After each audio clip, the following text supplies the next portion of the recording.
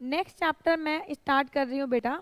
हमारा एक नया चैप्टर है जो कि है Indian evidence act. Important chapter है। इम्पॉर्टेंट चैप्टर इसलिए है कि ये 4 to 6 मार्क्स में पक्का आएगा।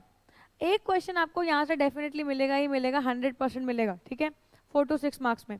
तो इसको बहुत अच्छे से करिएगा। बहुत आसान चैप्टर है, बहुत ही ज़्यादा आसान चैप्टर है, कुछ भी इस चैप्टर में मुश्किल नहीं है, ठीक है। तो इसको बहुत बहुत बहुत बहुत अच्छे से पढ़िएगा, ठीक है। मैम क्या पढ़ेंगे इस चैप्टर में? फर्स्ट ऑफ ऑल पढ़ेंगे what is the meaning of evidences, okay ma'am. दूसरा क्या पढ़ेंगे? Types of evidences. तीसरा पढ़ेंगे फैक्ट। फिर हमारे पास कुछ मैगजीम्स हैं, doctrine of res gestae, motive of, ये सब बाकी चीज़ें पढ़ेंगे, ठीक है। खैर आइए बात करते हैं सीधे चैप्टर पे। आइए देखो गुल्लू, हमारे वहाँ पे जो इंडियन जुडिशरी है, देखो कॉन्स्टिट्यूशन को मैंने आप लोगों को पढ़ाया तो कॉन्स्टिट्यूशन में हमने 3 बॉडीज बताई थी। मैंने कहा था जब हमारे कॉन्स्टिट्यूशन को फॉर्म किया गया तो हमारे कॉन्स्टिट्यूशन में 3 बॉडीज बनाए गए। कौन कौन से 3 बॉडीज बनाए गए? एक हमारे पास बनाई गई लेजिस्लेटिव बॉडी। ओ मुझे नहीं पता, जल्दी से बताओ कौन कौन सी बॉडीज बनाई गई। कॉन्स्टिट्यूशन में मेनली 3 बॉडीज बनाई गई हैं और कॉन्स्टिट्यूशन में 3 काम बताए गए हैं उनको, जल्दी से बताओ। कॉन्स्टिट्यूशन जब मैंने आपको पढ़ाया था तो कौन सी 3 बॉडीज बताए थे, जल्दी से बताओ। फोन। जब मैंने आपको कॉन्स्टिट्यूशन पढ़ाया था तो मैंने कौन सी 3 बॉडीज के नाम बताए थे, जल्दी से बताओ। कौन से बच्चे को पता है, देखती हूँ मैं।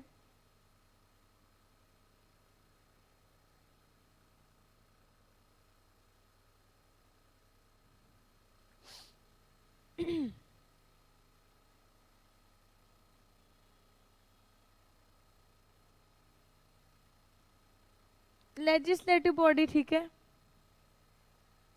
बस परिधि 2 आते हैं, पिट्टी कर दूं क्या मैं तुम्हारी? Legislative, executive, judiciary. Legislative, judiciary, executive, very nice, बहुत बढ़िया। अब सुनिए ध्यान से, बिल्कुल जब मैंने आप लोगों को कॉन्स्टिट्यूशन पढ़ाया था तो मैंने आप लोगों को वहाँ पे 3 बॉडीज पढ़ाए थे। मैंने कहा था कि हमारे कॉन्स्टिट्यूशन में 3 बॉडीज को डिफाइन किया गया है। एक होती है हमारी लेजिस्लेचर बॉडी या लेजिस्लेटिव बॉडी जो हमारे लिए लॉ बनाती है, एक होती है हमारी एग्जीक्यूटिव बॉडी जो उसे एग्जीक्यूट करती है, और एक होती है हमारी जुडिशरी बॉडी जो अगर कोई डिस्प्यूट होता है लेजिस्लेटर पे तो उसको सॉर्ट आउट करती है और अपने डिसीजंस को देती है, ठीक है। तो लॉ मेकर्स जो लॉ को लिखते हैं लेजिस्लेटिव बॉडी का पार्ट होते हैं। एग्जीक्यूटिव बॉडी जैसे फॉर एग्जांपल कोई लॉ बनाया और फिर पुलिस ऑफिसर उसको इम्प्लीमेंट करवा रहे हैं तो वो हमारे लिए क्या हो गए, लेजिस्लेटिव बॉडी। और बेटे हमारे पास नेक्स्ट आता है जुडिशरी। अगर लेजिस्लेचर लॉ पे किसी पर्सन को कोई डिस्प्यूट हो गया है तो उस डिस्प्यूट को सॉर्ट आउट करने के लिए हम जजेस को फॉर्म कर, जजेस हमने जुडिशरी बॉडी बना रखी है और वो जुडिशरी बॉडी हमें हमारे डिस्प्यूट्स को सॉर्ट आउट करके डिसीजन देती है और हम उसके डिसीजन को मानते हैं।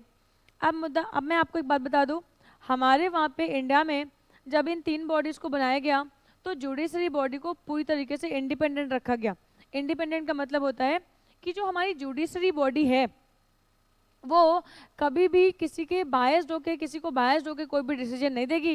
वो पूर्णतया स्वतंत्र होगी, किसी व्यक्ति विशेष के बहकावे में आके या किसी का कोई रिलेशन है, संबंध है, इस बेसिस पे आके बेटा वो अपने जजमेंट्स नहीं देगी, ठीक है। तो मैम जो जुडिशरी बॉडी है वो जजमेंट किस बेसिस पे देती है? मैम जो जुडिशरी बॉडी है वो जजमेंट किस बेसिस पे देती है? बेटा जुडिशरी बॉडी जो जजमेंट है वो सबूतों और गवाहों के बेसिस पे देती है, सबूतों और गवाहों के बेसिस पे देती है, ठीक है। एविडेंसेस जो कोई भी डिस्प्यूट होता है उस डिस्प्यूट के रिगार्डिंग अगर कोई एविडेंसेस हैं तो उन एविडेंसेस को वो रीड करते हैं और एविडेंसेस को रीड करने के बाद, एविडेंसेस को देखने के बाद, एविडेंसेस को समझने के बाद फिर वो अपना डिसीजन देते हैं। मैम इसीलिए वो कानून की जो देवी होती है उनकी आंखों पे पट्टी बंधी होती है। जी हाँ, उन्हें नहीं दिखता है कि ये मेरा अपना है या ये मेरा पराया है। इसी तरीके से जज साहब को भी नहीं दिखता है कि ये मेरा अपना है और ये मेरा पराया है। आई बात समझ में? मुझे नहीं दिखता है कि ये अच्छा है या ये बुरा है, ये सही है या ये गलत है। जजेस को ये नहीं दिखता। जजेस को दिखता है कि क्या एविडेंसेस क्या कह रहे हैं, जो सबूत कह रहे हैं, सबूतों के मद्देनजर रखते हुए वो अपना डिसीजन देते हैं। इसीलिए बेटा जब हम कोर्ट में देखते हैं तो जज साहब भी एक काला कोट पहन के आते हैं, काला कोट पहन के आते हैं। जो लॉयर्स होते हैं वो भी काला कोट पहन के आते हैं। क्यों पहनते हैं मैम वो काला कोट? काला कोट इसीलिए पहनते हैं बिकॉज काले कोट मतलब अगर ब्लैक कलर की मैं बात करूं तो ब्लैक कलर पे कोई भी कलर डाल दो, कुछ भी डाल दो एक्सेप्ट वाइट, तो वो बेटा मिक्स हो जाता है और उस पर वो पता नहीं चलता। ब्लैक कलर पे सभी चीज़ें पता नहीं चलती है कि असल में क्या है, इमोशंस उसके नीचे छुप जाते हैं, ठीक है। इसीलिए लोग काला कोट पहनते हैं। काला कोट का मतलब, ब्लैक कोट का मतलब होता है कि सभी चीज़ें इसके अंदर छुप जाएंगी, हम किसी भी चीज़ को नहीं देखेंगे, हम सिर्फ एविडेंसेस को ध्यान में रखेंगे, ना हम किसी इमोशंस को देखेंगे, ना हम किसी रिलेशन को देखेंगे। हमें नहीं देखना है कि एथिक्स क्या कहती है, व्हाट इज़ राइट और व्हाट इज़ रॉन्ग, हमें ये भी नहीं देखना है। हमें ये देखना है एविडेंसेस क्या कह रहे हैं, और जो एविडेंसेस कह रहे हैं हम उसी के बेसिस पे अपना डिसीजन देंगे। आई बात समझ में?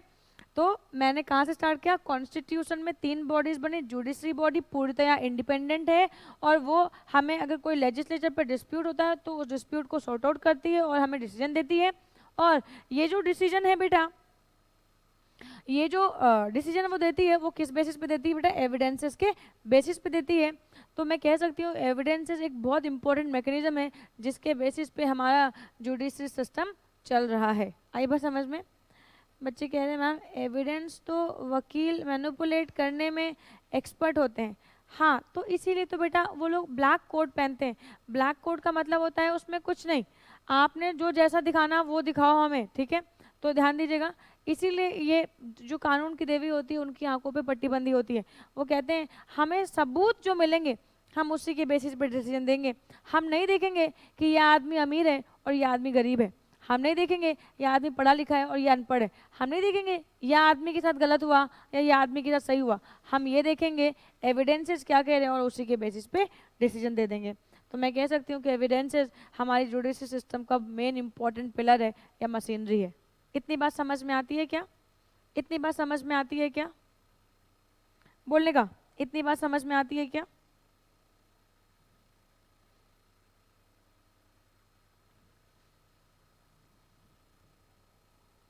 बोलो मेरा लाल, देखो कितने लोग मेरे साथ हैं।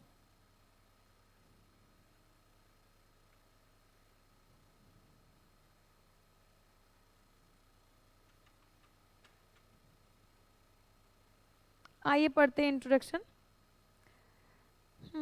परिधि, एकता, तृप्ति, अपूर्व, फटाफट फटाफट मैसेजेस दो। अपूर्व, हर्ष, नंदिनी, हिमांशी, सिंधुजा, शिवांगी, वैष्णवी, जया, आरुषि, वर्षा, नेहा, अमन। चलो खैर, तो अब बाकी बच्चे फिर मैं अब मूव कर रही हूँ कॉन्सेप्ट पे, ठीक है। आप लोग लिखते रहिएगा। Introduction. One of the biggest responsibility of judiciary is to punish the wrong doer and not the innocent. Finding proof for this is challenging task. बिल्कुल, criminals intentionally try to remove all and traces of evidences. Criminal कोशिश करते हैं कि हम सभी के सभी evidences को हटा देंगे। एंड सम ऑफ इट में come to light much after the cases has been decided. Though evidence are necessary both in criminal as well as civil cases, but is its relative importance in cases of criminal. तो civil के लिए तो इतना matter नहीं करता, but हाँ criminal cases के लिए बेटा एविडेंसेस बहुत इंपॉर्टेंट रोल प्ले करते हैं। तो अगर एविडेंसेस की बात करूँ, therefore in criminal cases the level of proof required to resolve a case is very high. तो ये केस में बेटा क्रिमिनल को वैसे तो हम किसी को इम्पोर्टेंस दें। अगर मैं इसको लिखती तो मैं, ये तो आपकी बुक में लिखा है, मैं अगर लिखती तो मैं ऐसे लिखती कि सभी के सभी केसेस, चाहे वो स्मॉल केसेस हो, चाहे बड़े बड़े केसेस हो, चाहे वो कैसे भी केसेस हो, चाहे वो क्रिमिनल हो, चाहे वो सिविल हो, चाहे वो कमर्शियल हो, सभी के सभी केसेस में हमारे पास जो एविडेंसेस है वो बहुत इंपॉर्टेंट रोल प्ले करते हैं। तो इंडियन एविडेंस एक्ट हमारे पास 1872 पास है।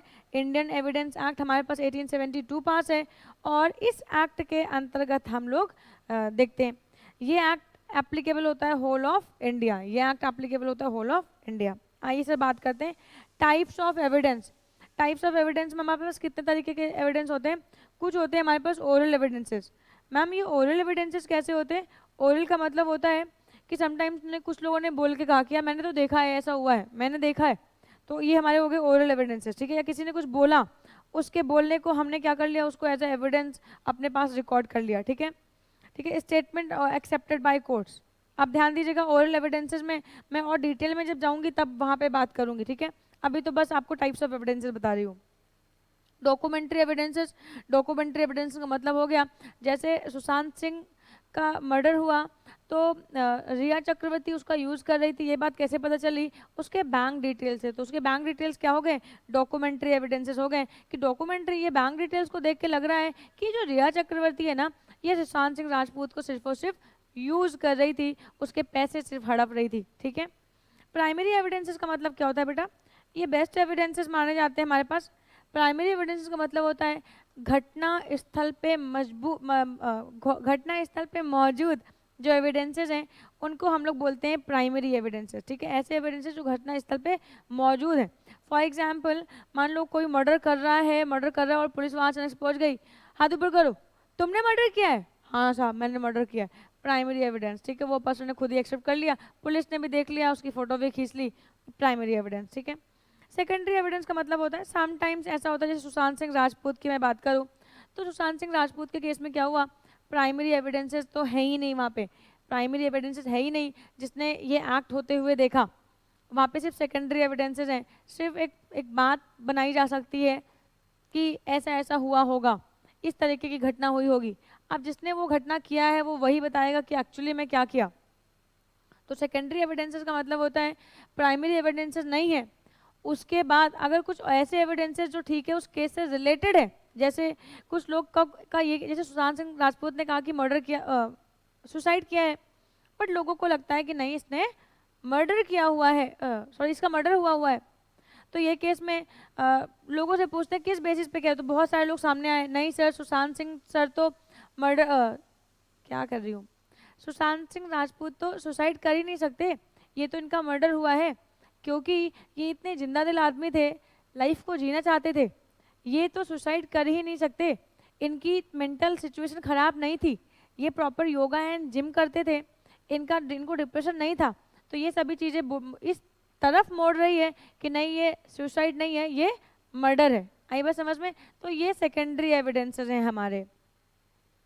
सर्कमस्टांशियल एविडेंसेस क्या होते हैं, सर्कमस्टांशियल एविडेंसेस का मतलब फॉर एग्जाम्पल कुछ ऐसा होता है कि मैंने किसी मिस्टर एक्स से कहा और मैं तेरे को जान से मार दूंगी, मैंने पब्लिक एट लार्ज के सामने उसको धमकी दिया, मैं तेरे को जान से मार दूंगी, नेक्स्ट डे बेटा उसका मर्डर हो गया। आप सर्कमस्टांसेस क्या कहते हैं, किसने मारा होगा, सर्कमस्टांसेस क्या कहते हैं किसने मारा होगा, मैंने आज उसे धमकी दी, मैंने नहीं मारा है, लेकिन सर्कमस्टांसेस कहते हैं कि ये तुमने मारा क्योंकि तुमने कल इसको कहा था कि मैं तुम्हें जान से मार दूंगा। सर्कमस्टांसेस बाद में प्रूफ होगा, अगर मेरे पास सबूत आ जाएंगे मैं इस बात को प्रूफ कर देती हूँ, जिस समय घटना हुई उस समय मैं यहाँ पे थी ही नहीं, शहर में नहीं थी, बाहर थी, एंड ऐसी कोई भी चीज़ें। हेयर से एविडेंस, जब कोई भी एविडेंस हमारे पास ना हो तो हम हेयर से एविडेंस का सहारा लेते हैं, बट हेयर से एविडेंसेस कोर्ट में एक्सेप्टेड नहीं होते हैं। जैसे सुशांत सिंह राजपूत के अभी करेंटली नहीं, पहले एक पर्सन था जो उनका मेड था, उनका उनका जो खाना बनाता था, या जो उनका नौकर था, उनका सर्वेंट था, उससे पूछताछ कर रहे हैं, जब वो घटना स्थल पे था ही नहीं, उसे क्या पता। हियर्स एविडेंस, जैसे कि गली मोहल्ले में लोगों से बात कर रहे हैं, सुनी सुनाई बातें सामने आ रही हैं, हियर्स एविडेंस, ठीक है। सुनी सुनाई बातें, बट सुनी सुनाई बातें बेटा अच्छी नहीं होती ना, ग्रेपवाइन आपने पढ़ा ना, तो सुनी सुनाई बातें में जनरली कोर्ट इसको एक्सेप्ट नहीं करता है, बट हाँ हम एक भूमिका बना सकते हैं, हमें एक इमेज मिल सकती है कि कुछ ऐसा हुआ होगा, बट वो कितना सही है और कितना गलत है कुछ भी नहीं कहा जा सकता, ठीक है। तो हमारे पास जो एविडेंसेस होते हैं वो ध्यान दीजिएगा 6 टाइप्स के होते हैं, oral, documentary primary, oral documentary primary, oral documentary primary, secondary, circumstantial and hearsay. बोलो इतनी बात समझ में आई बच्चों को, बोलो इतनी बात समझ में आई प्यारे बच्चों को।